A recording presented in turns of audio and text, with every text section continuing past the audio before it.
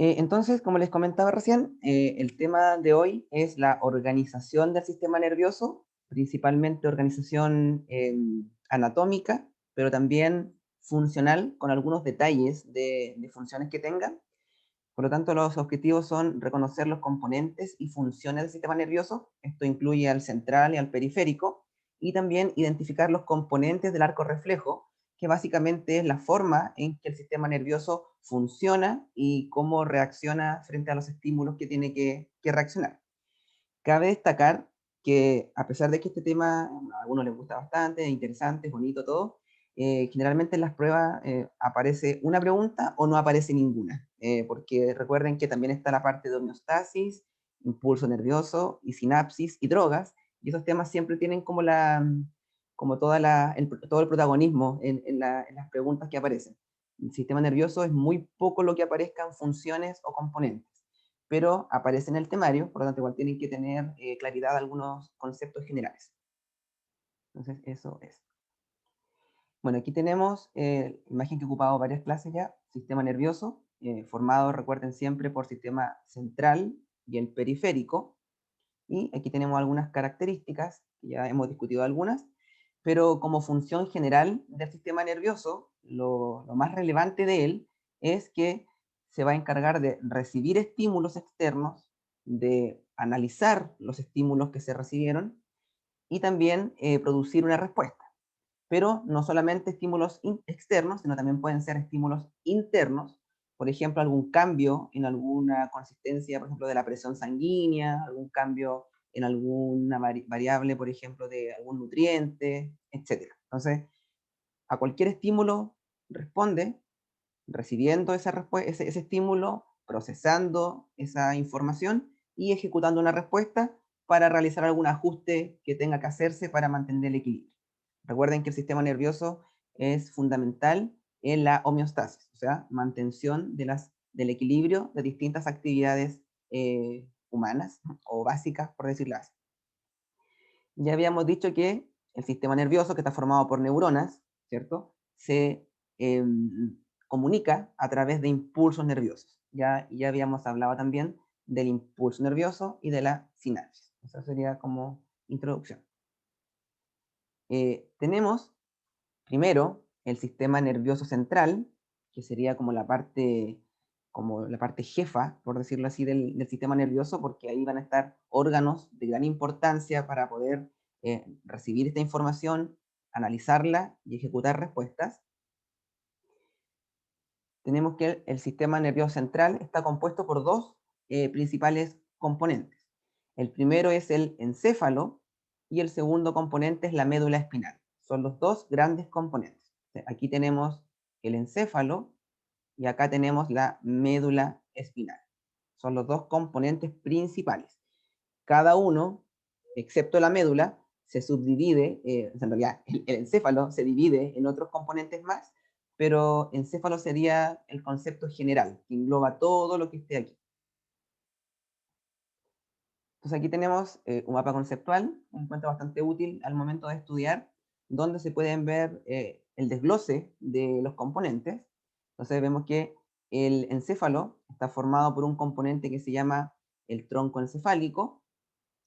El tronco encefálico a su vez está formado por tres componentes: el bulbo raquídeo, el puente de Barolio o protuberancia anular y el mesencéfalo. De ubicación, el bulbo se junta con la médula espinal y el mesencéfalo se junta con el cerebro. Entonces, eso de orientación. Aquí tenemos, aquí estaría el bulbo raquídeo y acá estaría el mesencéfalo, que va hacia la parte del cerebro. Tenemos el cerebelo, que es solamente él, solito, y por otro lado tenemos el cerebro, que tiene en general, bueno, hay varias clasificaciones de sus componentes, pero esta es bastante general. Por ejemplo, tiene el diencéfalo, que a su vez tiene más componentes, como el tálamo, el epitálamo y el hipotálamo. El último ya se ha hablado bastante en lo que es homeostasis. Y también tiene los hemisferios cerebrales, o también podríamos hablar de los lóbulos cerebrales. Entonces, eso sería con respecto al cerebro. Aquí se puede ver el cerebro, ¿cierto? El cerebelo, aquí, y el tronco encefálico que está por acá.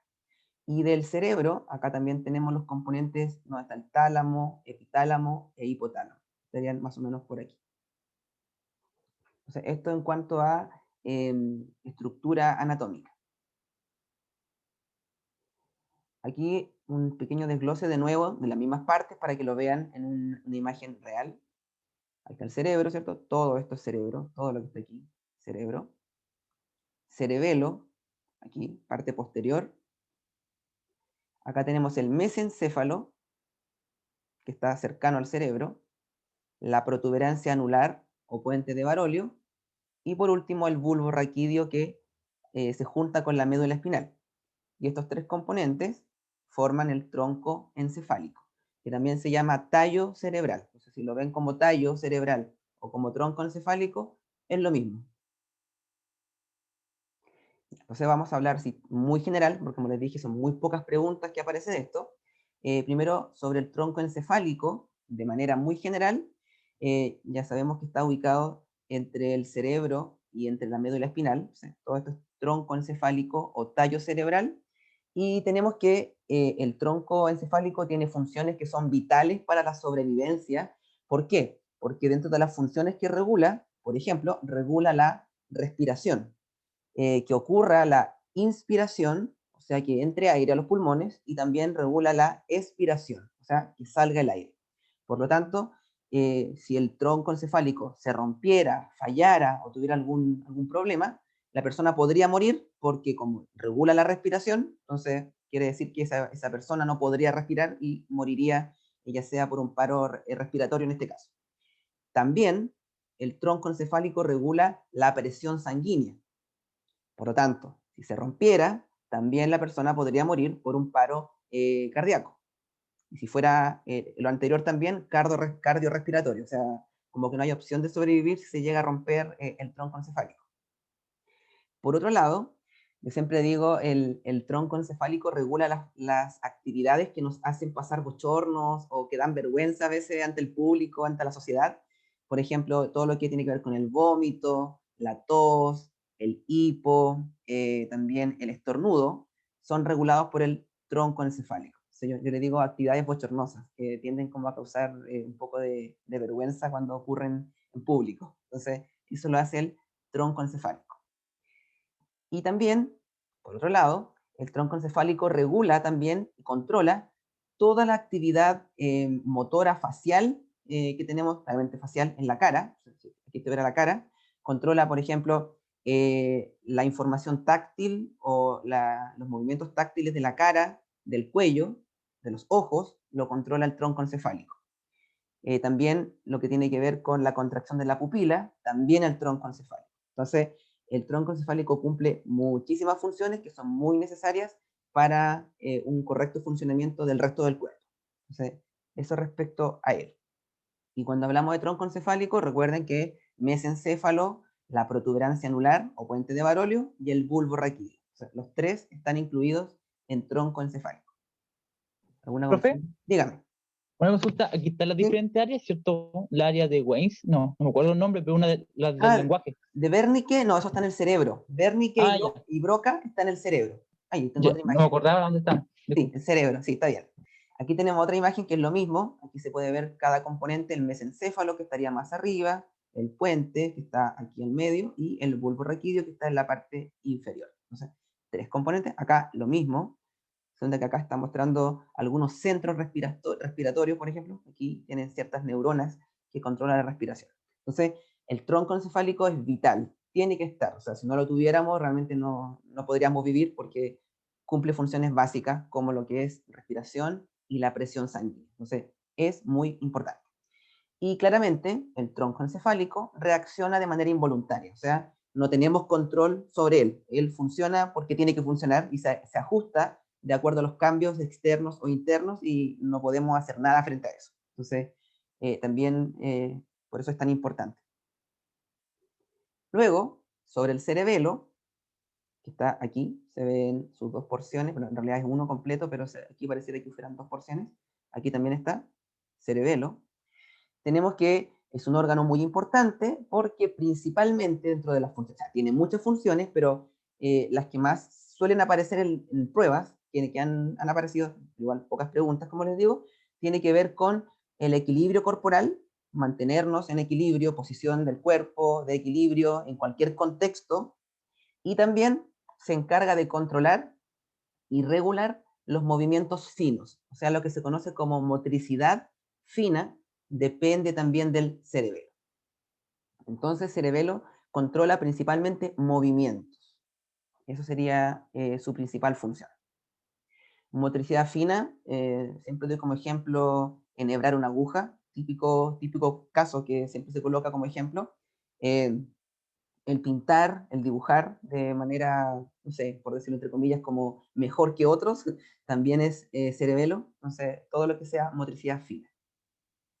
Y que los movimientos que ocurren en el cuerpo también sean coordinados. O sea, que haya coherencia, por ejemplo, o sea, al caminar, coherencia entre el mover los brazos, las piernas, todo eso también coordinado tiene que ver con cerebelo. O sea, movimientos, motricidad, equilibrio, coordinación entre movimientos.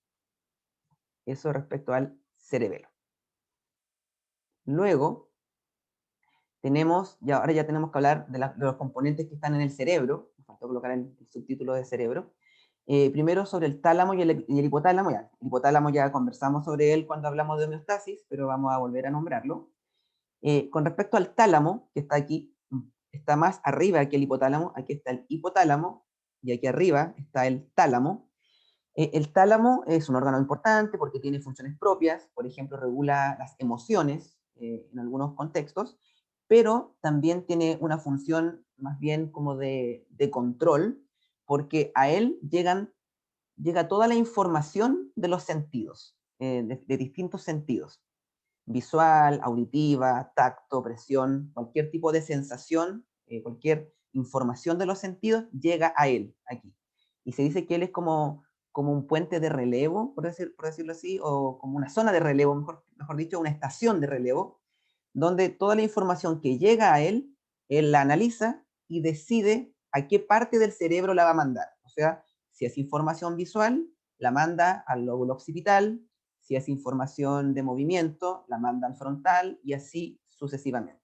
Entonces, es una zona de relevo donde llega toda la información. Esa es la principal función del tálamo.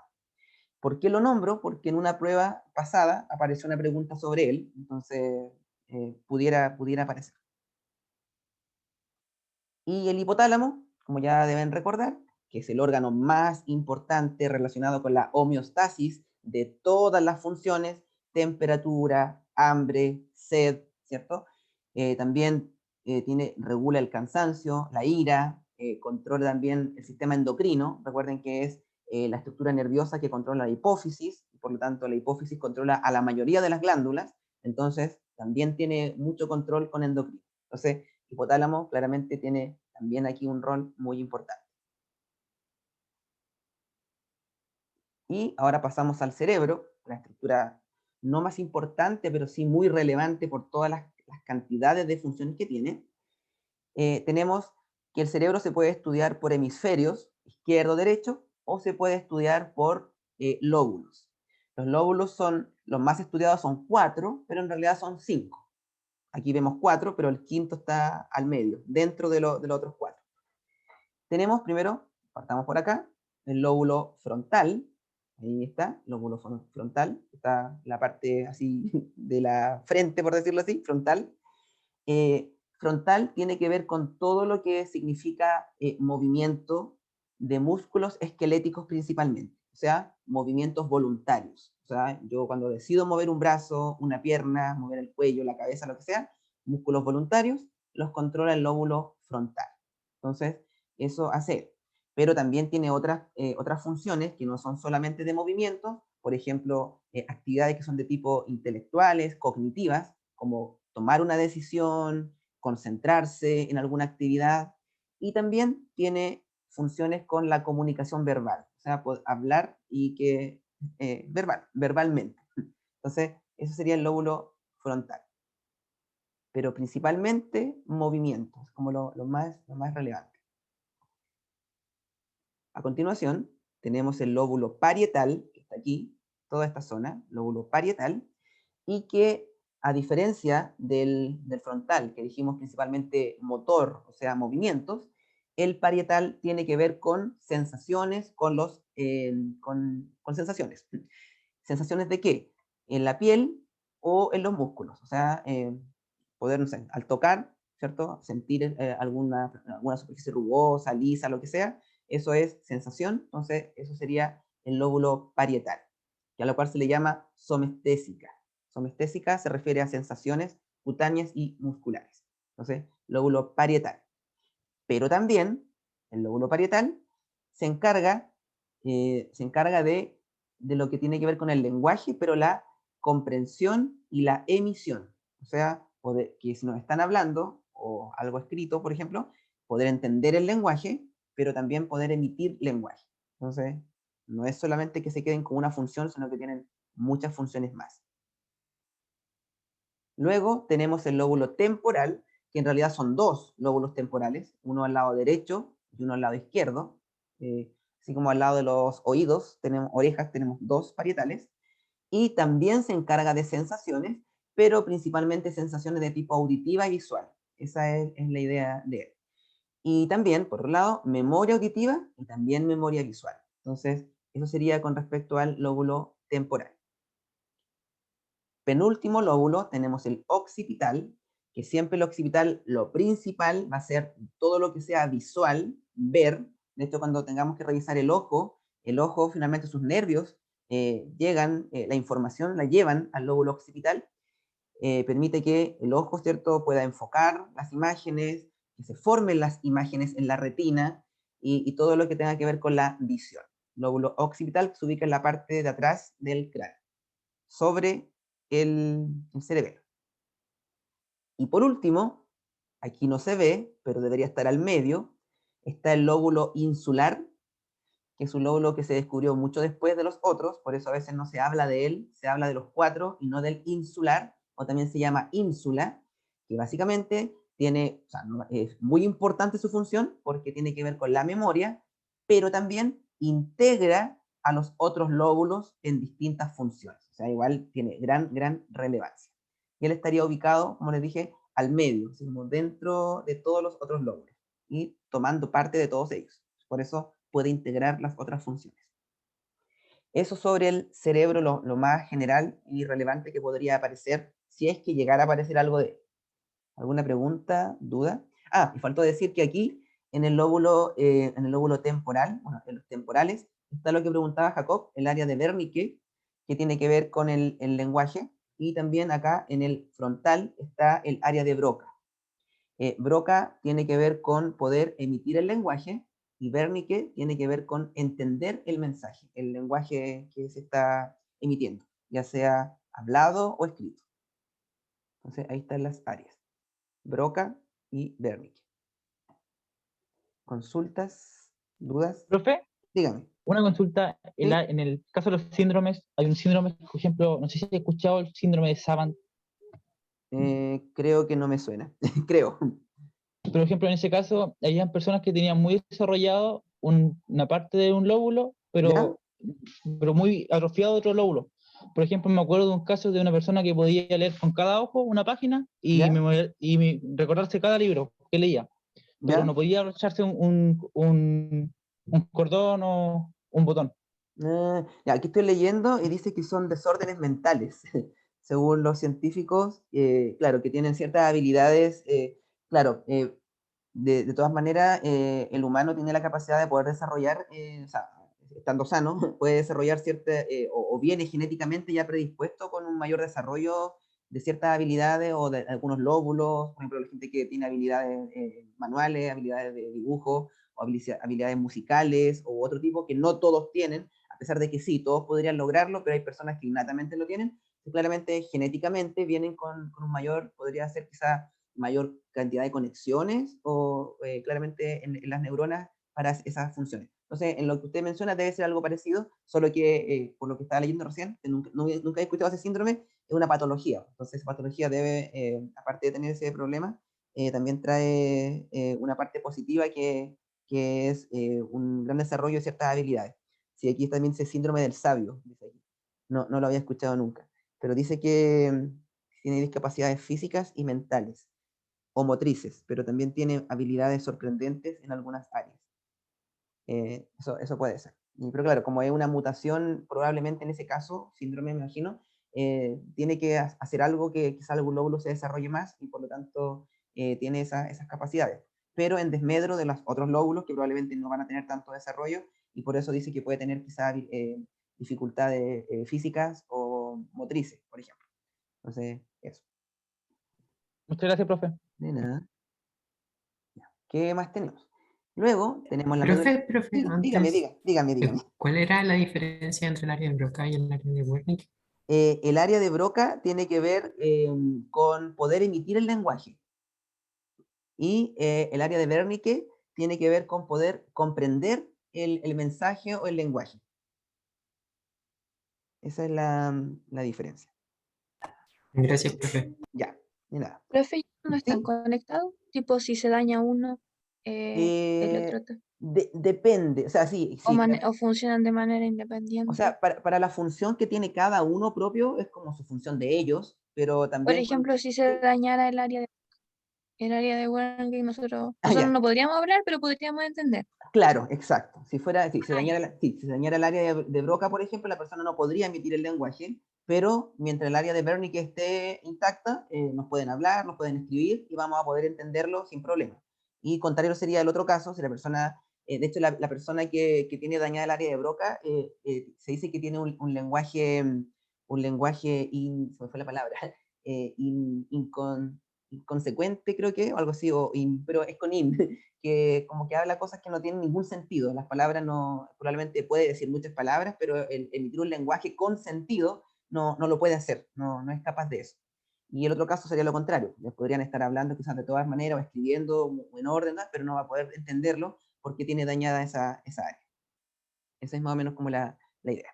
Entonces, ambas son súper importantes para las habilidades cognitivas superiores del humano y que son las que ayudaron a poder evolucionar, claramente a tener un mayor éxito adaptativo, el poder comunicarse y poder entender la información que están dando. Entonces, por eso es tan terrible cuando la persona no tiene ese daño.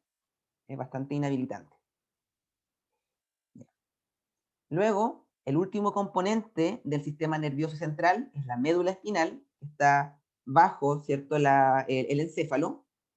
Aquí tenemos, muy larga el encéfalo. Y vemos aquí que, bueno, faltó decir que el encéfalo está protegido por el cráneo, o sea, los huesos del cráneo lo protegen, y en el caso de la médula es protegida por las vértebras. O sea, vértebra que tenemos hasta las últimas protegen la médula espinal. Y claro, tiene que ser un tejido y un órgano del sistema nervioso muy protegido para que no tengamos ningún problema, enfermedad y podamos mantenernos en equilibrio frente a los cambios internos o externos. Tenemos que la médula espinal tiene varias funciones, pero las dos que podríamos destacar, que son las más relevantes y las que suelen aparecer, primero es que la médula espinal es capaz de conducir información. Por ejemplo, si la información viene de una mano que se está quemando, por ejemplo, entonces la información viaja, ¿cierto?, por los nervios, llega a la médula y por una parte va a enviar esta información al cerebro y vamos a saber que no estamos quemando una mano, entonces claramente eso hay conciencia de. Entonces, sería como vías de transporte de información. O bien, si el cerebro quiere mandar una señal que es mover la mano, entonces el cerebro manda la acción, la información viaja por la médula, luego pasa a los nervios y llega a la mano, que es mover la mano. Entonces, es una vía como una carretera de información, desde el cerebro a los órganos y desde los órganos al cerebro. Bueno, y no solo al cerebro, también al cerebelo y al tronco encefálico. La médula cumple esa función, como la carretera para llegar al encéfalo, digámoslo así suena mejor. La carretera de llegada al encéfalo es la médula. Entonces, transporte de información. Esa es la primera función. O sea, aquí dice ascenso y descenso, o sea, información de órganos al encéfalo y descenso desde el encéfalo a los órganos. Y la otra función igual muy importante y vital para todos nosotros es poder responder a los estímulos, a ciertos estímulos que son dañinos principalmente, de manera refleja. O sea, es un centro elaborador de acciones reflejas.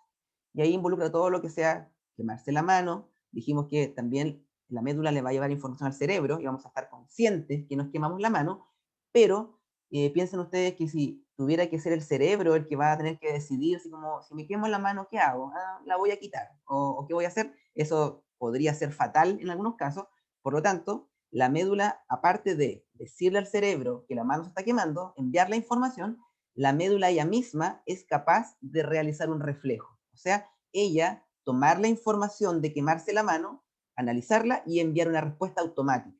O sea, que va a hacer que la mano se salga del lugar que se está quemando y eso lo vamos a hacer de manera inconsciente e involuntaria. O sea, no, antes de darnos cuenta que nos estamos quemando, ya sacamos la mano, o sea, algo automático. Y eso es porque la médula ejerce esa función de las acciones reflejas, pero siempre de los reflejos que tienen que ver con, sobre todo, músculos esqueléticos, como de las manos, las piernas, los brazos.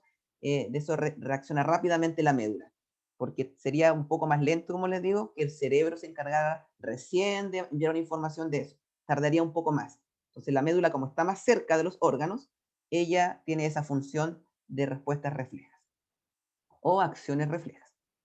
Entonces, tiene dos funciones principales: el llevar información y el realizar acciones reflejas. Una consulta. Profe, Dígame. cuando se administra la anestesia, ¿ella está ¿Ya? encargada de apaciguar esta conducción o Eh, de bloquearla? claro, o sea, en cierto modo es bloquear algunas conducciones, porque no pueden ser todas, la persona sigue estando viva y todo, pero con las funciones disminuidas, los sentidos, todo eso no se siente. Afecta al sistema nervioso central en general, porque por un lado no va a haber reacción del cuerpo a reflejo ni nada, y tampoco hay conciencia de lo que está pasando. O sea, la persona se duerme completamente y no tiene idea qué pasó hasta que despierta y sabe lo que ocurrió en su cuerpo en una operación, lo que sea. Entonces, la anestesia general afecta a todo el sistema nervioso. Y claramente eso va a incluir los nervios, va a incluir a los receptores que están, ¿cierto?, en los órganos, para que no se sienta y no haya una reacción. A diferencia de la anestesia local, que afecta a ciertos nervios, a ciertos puntos. Por ejemplo, cuando es dental, duerme solamente la encía, un nervio de esa parte, o el nervio que está involucrando varios dientes o muelas, dependiendo, pero solamente ese lugar. La persona está consciente de todo lo que le está pasando, incluso puede sentir un poco también en otras partes lo que le están trabajando en el dentista, por ejemplo. Pero en la general, todo, afecta a todo el sistema nervioso. Y ahora, sistema nervioso periférico, que claramente son todos los componentes no centrales. ¿Y cuáles son todos los componentes no centrales? Son todos los nervios, todos los nervios que aparecen desde el cráneo hasta el final de la médula. Eso es el sistema nervioso periférico. Y en general los nervios son de dos tipos, de acuerdo de dónde salen. Si salen desde el encéfalo, o sea, del cráneo, se llaman nervios craneales, y si salen desde la médula espinal, ¿cierto?, desde la parte donde están las vértebras, se llaman nervios espinales o nervios raquídeos. Son los dos nombres que tienen estos nervios. Raquídeos o espinales, son lo mismo. Y todos tienen la misma función, que es llegar a los órganos para entregar información desde el sistema central o enviar información hacia el sistema central. Entonces, también serían como vía de transporte de información, en ese caso. Entonces, nervios. Periférico, todo lo que sea nervios. Central, encéfalo y médula. Periférico, nervios. Luego tenemos, aquí están todos los nervios, muchísimos, por todo el cuerpo, desde la cabeza hasta los pies, muchísimos nervios por todos lados. Los que quieran estudiar, siempre digo algo que tenga que ver con medicina o obstetricia o enfermería, van a tener que aprenderse todos los nervios cuando tengan anatomía, así que prepárense con eso. No es tan fome, igual es divertido, pero son muchos. Tenemos que el sistema nervioso periférico está compuesto por dos subsistemas, por decirlo así. Uno es el somático y el otro es el sistema autónomo o vegetativo. ¿Alguien recuerda alguna característica del somático o del autónomo? ¿O no recuerdan alguna idea? Profe, creo que eran contrarios o no. O no me acuerdo, ¿dónde había un sistema que eran contrarios? Sí, Uno que dilataba y otro que ya, contractaba. ahí sería el autónomo. El autónomo. El autónomo se dividía en dos, en simpático y parasimpático. Sí, perfecto. ¿Y el somático cuál es? Somático. Que conectaba los músculos sensoriales, creo. Ya, por ahí va. Pero ¿Esa es la respuesta, profe, o no? músculos esqueléticos, sí. Y Todo él era de los movimientos voluntarios. exacto, ese es el somático. El somático tiene que ver con todos los movimientos voluntarios, o sea, músculo esquelético, los que yo controlo, las manos, los brazos, las piernas, los pies, el cuello, etc. Somático, músculos voluntarios. En cambio, el autónomo tiene que ver con todo lo muscular o glandular involuntario, o sea, lo que yo no puedo controlar. Por ejemplo, cuando se mueve el intestino, el estómago, etc., eso es automático, involuntario, es autónomo. Si se mueven los vasos sanguíneos, se contraen o se relajan, autónomo. Y todo lo demás. Entonces, esa es la gran diferencia. Somático, todo lo voluntario, y autónomo, todo lo involuntario. Eso también se llama vegetativo, porque el autónomo también controla esas funciones que son esenciales para la vida y que si no están ellas vamos a morir. Entonces, por eso autónomo o vegetativo. Por ejemplo, aquí tenemos el somático. Como dije, todos los músculos esqueléticos, o sea, músculos voluntarios. Entonces, de él depende que podamos mover una mano, un brazo, una pierna, el cuello, la cabeza, etc.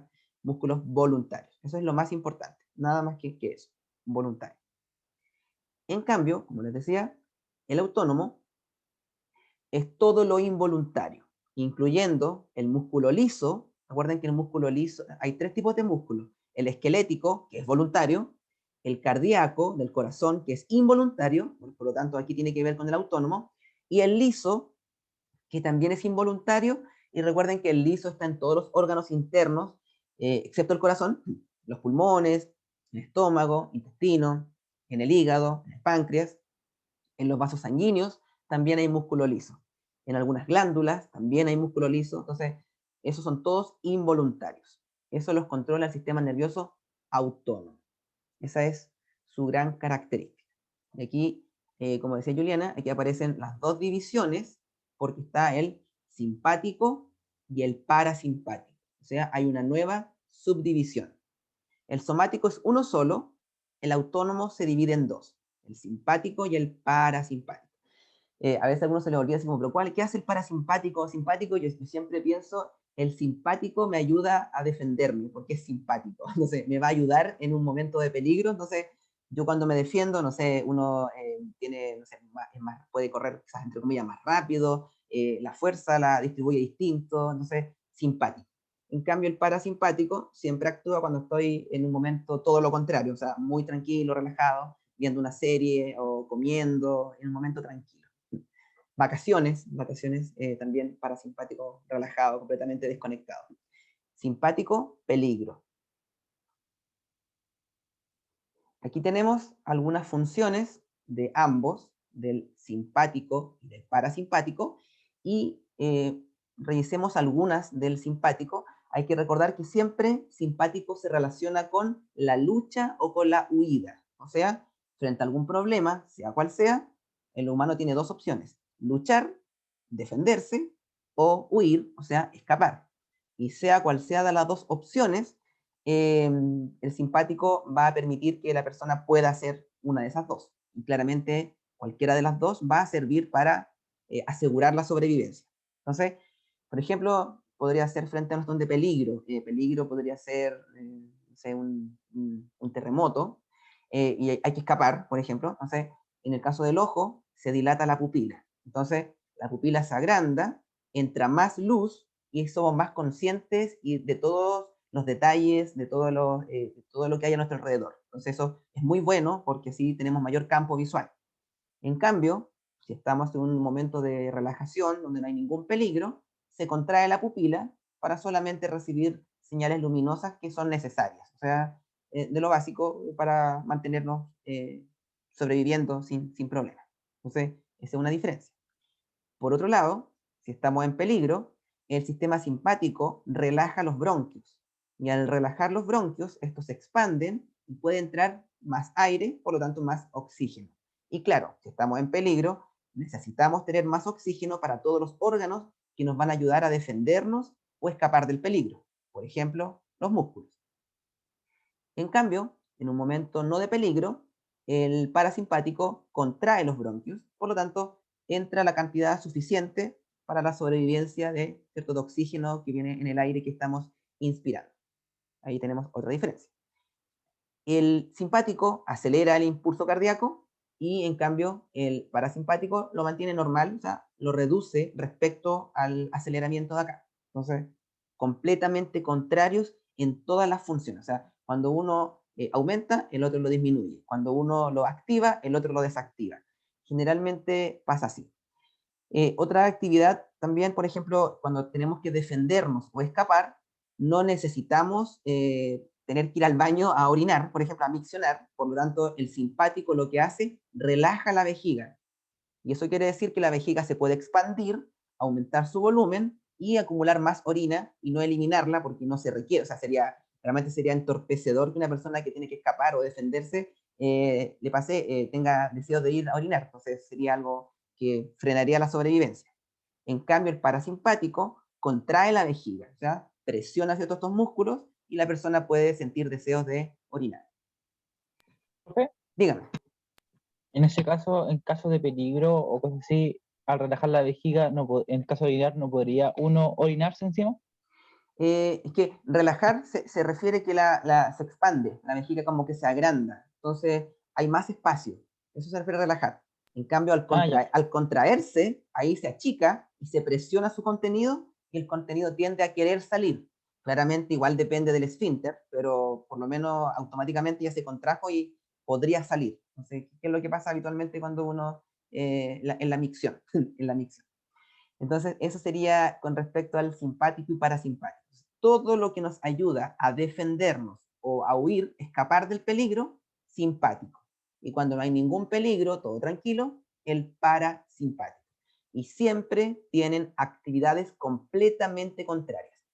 La única actividad biológica donde comparten la misma función, donde los dos trabajan en el mismo objetivo, es en la reproducción, específicamente en el acto sexual. Ahí es el único momento en que ambos sistemas trabajan para lo mismo. Entonces, eso sería la única actividad biológica donde ambos, si bien las actividades van a ser diferentes, pero van con el mismo fin, que es la reproducción.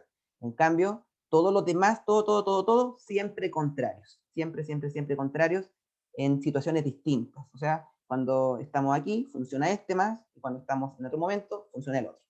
Entonces, esa es la característica de ellos. Y aquí aparece una tabla comparativa de lo mismo, absolutamente lo mismo, solo que aparece aquí comparando cada uno con el otro. Y encontré dos preguntas de las que estuve buscando, son PCUs, no PDTs, son PCUs, y probablemente pudiera aparecer algo. Por eso les comentaba, aquí dice, se produce una lesión en el tálamo. ¿Qué problema habría en esa persona? ¿Cuál de las 5 si se daña el tálamo? ¿Alguien se acuerda de lo que dijimos del tálamo? La A. La A. Perfecto. La La A. Muy bien.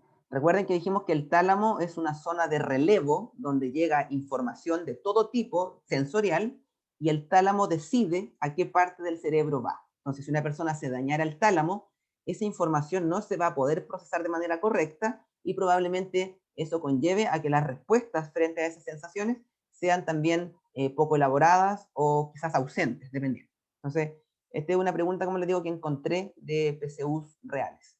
De este estilo podría haber una pregunta, pero como les digo, es muy poco lo que aparece sobre sistema nervioso. Entonces no sé por qué el DEMRO lo colocan en el temario si nunca lo pregunta, pero algunas veces lo han preguntado.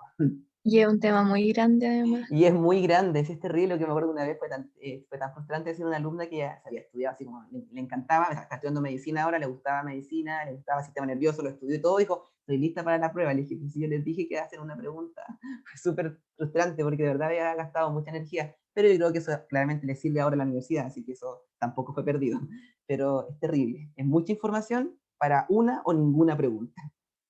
Así que ánimo. Por eso les decía a los chicos del colegio de trabajo que recomiendo que este tema, específicamente lo que tenga que ver con anatomía y funcionamiento del sistema nervioso, lo dejen como para el final, cuando tengan que repasar, ahí recién revísenlo y denle mayor importancia al impulso nervioso, a la sinapsis y a las drogas, porque de esos tres, sí o sí van a aparecer dos preguntas, yo creo que son más o menos, son dos. Entonces, ahí sí hay que estudiarlo.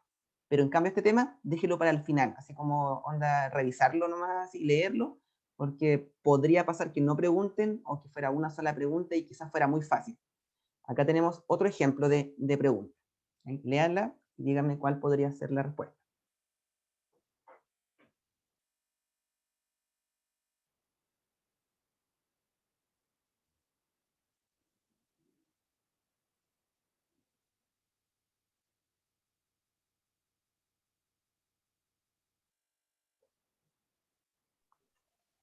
La A también. Sí, profe, la Ya. Salió en un ensayo. ¿Sí? Esta pregunta Ya. salió en un ensayo. Ya, súper, perfecto, es la A. Recuerden que dijimos que en el caso del cerebelo, el cerebelo se encarga de todas las funciones de motricidad fina o funciones que tengan que ver con equilibrio. Entonces, en este caso, motricidad fina del problema, entonces, cerebelo. Y ahí tendríamos la primera revisión. Me dan 3 minutos, voy a pausar la grabación. Entonces, como les comentaba, este tema lamentablemente son muy pocas preguntas, por eso yo recomiendo estudiarlo al final, cuando tengan después que ya tengan todo abarcado, ahí recién revisen este tema para no tener que gastar tiempo y neuronas en un tema que probablemente pregunten una o no pregunten, pero que aparece en el temario. Y DEMRE siempre es DEMRE, así que uno se podría esperar cualquier sorpresa, pero difícilmente, son ya más o menos 8 años que hacen lo mismo, no pregunta o pregunta una. Ya, entonces ahora la siguiente revisión es sobre el acto reflejo y arco reflejo, que esto también sí, esto sí ha aparecido, me he olvidado esta parte que sí la preguntan. Yo les pregunto a ustedes, ¿alguien recuerda o conoce la diferencia entre el acto reflejo y el arco reflejo? Arco y acto reflejo. Puede que el acto sea como el resultado y el arco reflejo como el proceso. ¿Ya? Para que ¿Sí? ver. Sí, tiene que ver. Ok. ¿Sí? ¿Algún detalle más? ¿Alguien? La verdad había escuchado arco reflejo nomás. Ya. Nunca había escuchado arco reflejo. Ya, sí, como dijo Vicente, efectivamente, acto reflejo es como el resultado, o sea, lo que hacemos. Acto reflejo sería, si nos estamos quemando una mano, sacar la mano del lugar, acto reflejo. O si vamos caminando y nos enterramos un clavo o cualquier cosa que sea con punta, levantamos el pie. Y eso sería el acto reflejo. Pero cada acto reflejo tiene que estar producido, por decirlo así, o ejecutado por un arco reflejo. Y el arco reflejo tiene componentes del sistema nervioso. Entonces, aquí está, acto reflejo, respuesta involuntaria e inmediata. O sea, eso es algo que no demora muy pocos segundos en ejecutarse. Y además es involuntario. O sea, como les decía, si nos quemamos una mano, no vamos a pensar, me estoy quemando una mano. O sea, primero sacamos la mano y luego nos damos cuenta que nos estábamos quemando. Entonces, eso pasa, es el acto reflejo. Pero este acto reflejo tiene que estar condicionado o tiene que estar ejecutado, por decirlo así, por un componente nervioso. Y ese componente nervioso se llama arco reflejo, y como dicen, ese tienen que haber escuchado, que son los componentes del sistema nervioso encargados del acto reflejo. O sea, esa es una diferencia. Tenemos que el arco reflejo son elementos nerviosos, ¿cierto? Principalmente, que permiten que la respuesta sea automática y rápida. O sea, aquí tenemos el típico caso de quemarse una mano, un dedo en este caso. Entonces, el acto es levantar la mano, ¿cierto? Quitar el dedo de lo que está quemando. Y el arco reflejo son todos los componentes involucrados en este acto reflejo. Por ejemplo, el dedo tiene receptores que captan, ¿cierto? Por un lado, el dolor al quemarse, el calor, la temperatura, y eso principalmente, esos receptores llevan la información a través de neuronas, ¿cierto? Los nervios, que viaja a través, ¿cierto?, de todos estos nervios, llega a la médula espinal. Recuerden que todos los reflejos que son de sobrevivencia y sobre todo involucrados en movimientos esqueléticos, lo procesa la médula. Entonces, las neuronas llegan aquí a la médula, aquí vemos que hace sinapsis con una neurona que está aquí al medio, Aquí se procesa la información y rápidamente se envía una respuesta que viaja a través de otra neurona y llega a un órgano que en este caso sería el músculo. Y el músculo al contraerse, ¿cierto? Algunos músculos al contraerse y otros al relajarse, permiten que en este caso el brazo se pueda mover y levantarse y sacar el dedo del lugar que se está quemando. Esos serían los componentes del arco reflejo. Tenemos receptor, las vías aferentes o sensitivas, tenemos el centro integrador o centro elaborador, y por último tenemos, o sea, no por último, penúltimo, las vías eferentes o motoras, y por último el efector, que es el que realiza la acción. Y siempre el sistema nervioso funciona así. Si el acto fuera involuntario, lo mismo. Solo que, o sea, en este caso es involuntario, perdón. Si el acto fuera voluntario, también el arco reflejo va a tener esos componentes. Si yo muevo el brazo, pues tengo que mandar información a través de vías aferentes y todo eso. Entonces, esa es la idea. Arco reflejo. Luego, aquí tenemos lo mismo que les decía, receptor, la vía aferente, centro de integrador o elaborador, vía eferente y el efector. Por lo general, o siempre, en los reflejos involuntarios, la médula va a ser la más importante, pero también el cerebelo y el tronco encefálico van a tener función de reflejos involuntarios. Por ejemplo, cuando hablamos de la respiración, el vómito, la tos, eso es todo involuntario. Entonces, ahí el tronco encefálico también podría ser el centro integrador. Y generalmente el cerebro va a ser de todo lo voluntario, aunque también hay zonas que intervienen en lo involuntario. Por ejemplo, la visión, todo eso que tiene que ver con los sentidos. Pero mayormente el cerebro se encarga de movimientos voluntarios. Las estructuras del arco reflejo ya las nombramos, aquí aparece una definición de cada una para que después la puedan revisar. Siempre va a ser lo mismo, receptor, vías o neuronas sensitivas o aferentes, que es lo mismo, el centro elaborador o integrador, la neurona o vías también motoras o eferentes, y el efector. Tienen que estar todos en el arco reflejo. Eso sería. Profe, Dígame. el centro elaborador hace referencia al sistema nervioso central, ¿cierto? Exacto. Siempre el centro elaborador alude al sistema nervioso central, porque todo lo demás sería del periférico. Esto sería la única parte donde está el central, ya sea médula espinal o el encéfalo. Muy buena acotación. Sí, me faltó agregar eso aquí al final.